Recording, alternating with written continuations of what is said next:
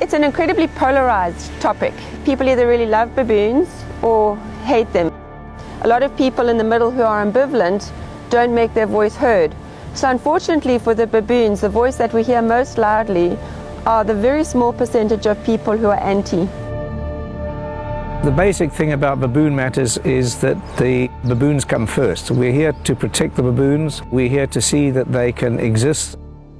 We're here to see that the animals are not killed under the auspices of so-called management. We had a small victory recently when a baby that we rescued, Chloe, was released into a semi-wild sanctuary with her adopted troop.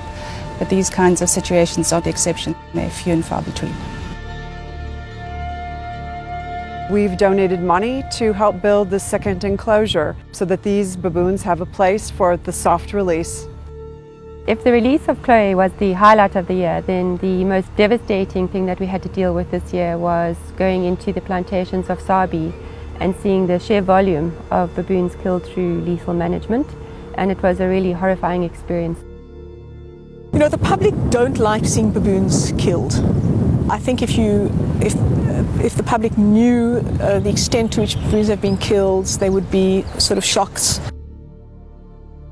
Conflict is happening everywhere. It's not just happening on farms and in pine plantations, it's happening right in our doorstep.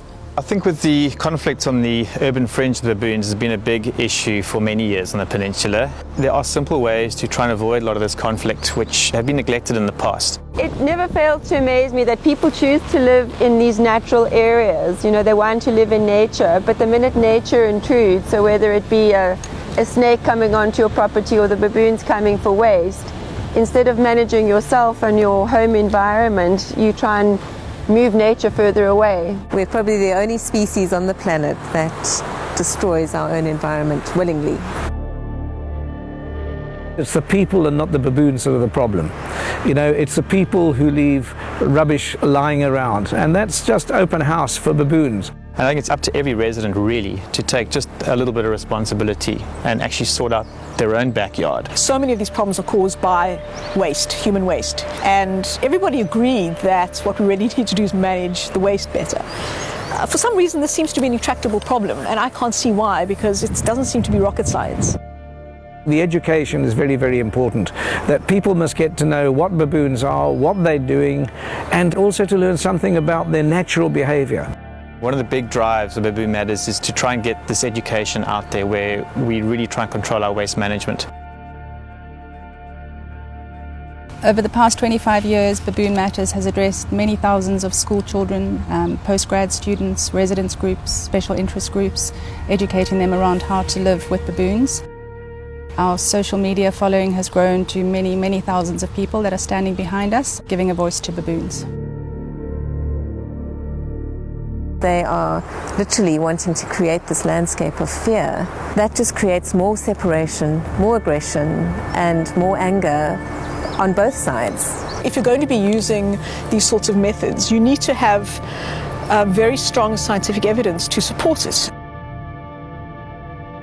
Realize that the animals have an intelligence and a right to exist on this planet. Now they are one of our closest relatives. I mean, they are primate. Basically, at the moment, baboons are being punished for the sins of humans, and I think that's completely unacceptable.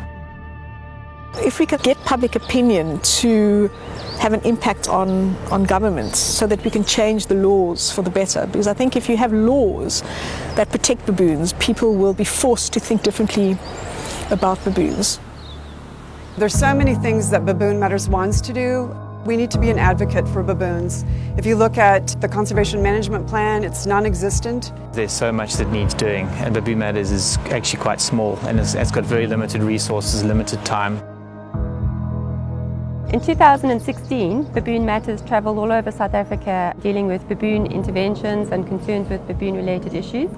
And based on this past year's experience, as well as our 25 years accumulated experience, we really do believe that baboons over South Africa are in dire need of our support and help, and we do need public support for our advocacy and our education programs so that we can be the voice of baboons and carry on with our projects and our work. We need to have laws in place to protect the baboons. But for this we need money. We need donors. And you've got to watch the words that you use with animals, you know. It's, let's not use the word cull, let's use the word murder, okay? The animals perhaps can't protect themselves, therefore it is our duty to protect the animals.